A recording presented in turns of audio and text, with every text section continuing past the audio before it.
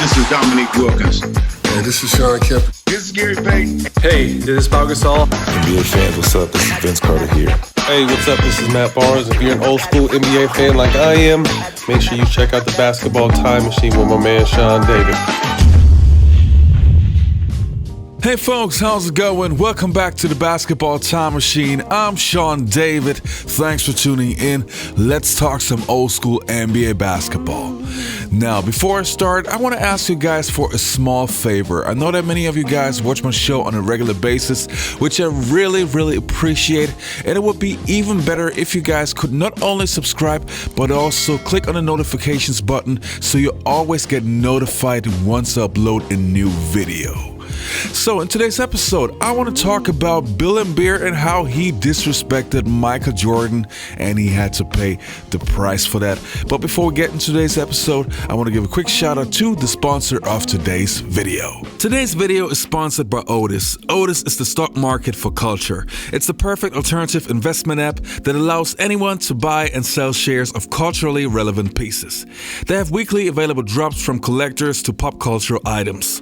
Now, you know that I'm a huge Michael Jordan fan, and I not only found this Michael Jordan rookie card, but also more classic Jordan items, like for example his first sneakers. They also got many classic games, so if you are an old school gamer like I am, this might be perfect for you.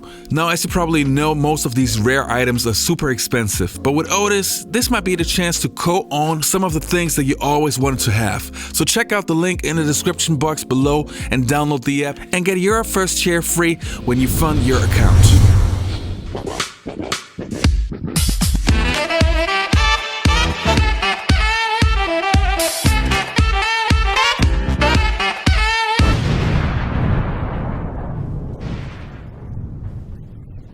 Bill Laimbeer has been a somewhat quiet presence this year for the Pistons, but in the last few weeks, he's picked up his play and perhaps more importantly, taken on a more vocal role in Piston matters.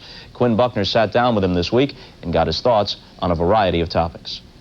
I make no apologies for my game throughout my career. The only respect and admiration I need is of the 12 teammates on our ball club. And as long as they're all for me and I'm all for them and I have their respect, that's all that matters. And whatever the general public thinks about my style of play, I really could care less. So where do we start? I would say let me take you back to the late 1980s when the rivalry between the Detroit Bad Boy Pistons and Bill Laimbeer started with Michael Jordan. It is the late 1980s and the Detroit Bad Boy Pistons are now the most powerful team in the entire NBA.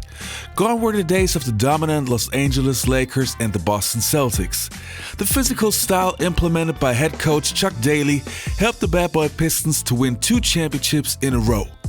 But just as important, also helped to frustrate Michael Jordan and the up-and-coming Chicago Bulls year by year. No matter how hard MJ tried, every time he and his team would play the Pistons, they would find a way to physically beat him down and destroy the Bulls. One vital part of this was the implementation of the so-called Jordan rules. When Michael Jordan has the ball on the foul line extended or wing area, he is so good, too good at going baseline, coming back up under the basket, getting fouls on the big people. So instead, the Pistons will force him to come to the middle of the floor off the dribble, trying to get help from the next defender. You'd say, what about the Jordan rules? And they say, what Jordan rules? And they'd say, what about this defense you're playing on? We're not playing anything special. And they all laughed and they'd wink and then they'd move on. They also need to be concerned about pick and rolls. They'll trap everyone, and while Michael's doing his thing, just kind of creating, they'll run the next guy at him to double team him no matter who it is. But keep this in mind, Mark, they don't always use the Jordan rules. Oh, they didn't preach it, they didn't brag about it, but it was on display.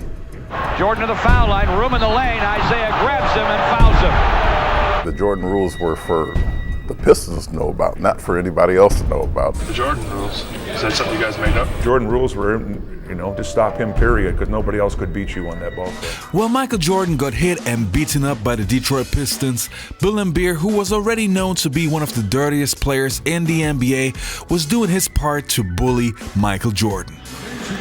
Just not with it. Bill Laimbeer, sure-handed normally. That other way. 10:25 to go opening quarter. There's a fight right there. Laimbeer and Jordan. Yes, indeed. There are punches thrown. Oakley was coming to the defense of Michael Jordan. And Laimbeer's reaction. It's a moving pick here. See Michael trying to get around the pick. Now you see. Well, all that is right there is.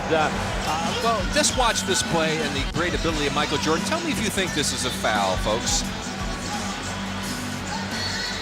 Think there's a little contact there? Let's watch it from a different angle. No foul being called in this play. Michael turns around. He can't believe it. There goes the tongue flying, and there goes the man himself flying. Laimbeer has no chance. Look at boom, body, arm, no foul. Now, as I already mentioned earlier, Bill Laimbeer was known to be a dirty player, even though we also have to say that this guy could really hoop. But he would never become a fan or a player's favorite.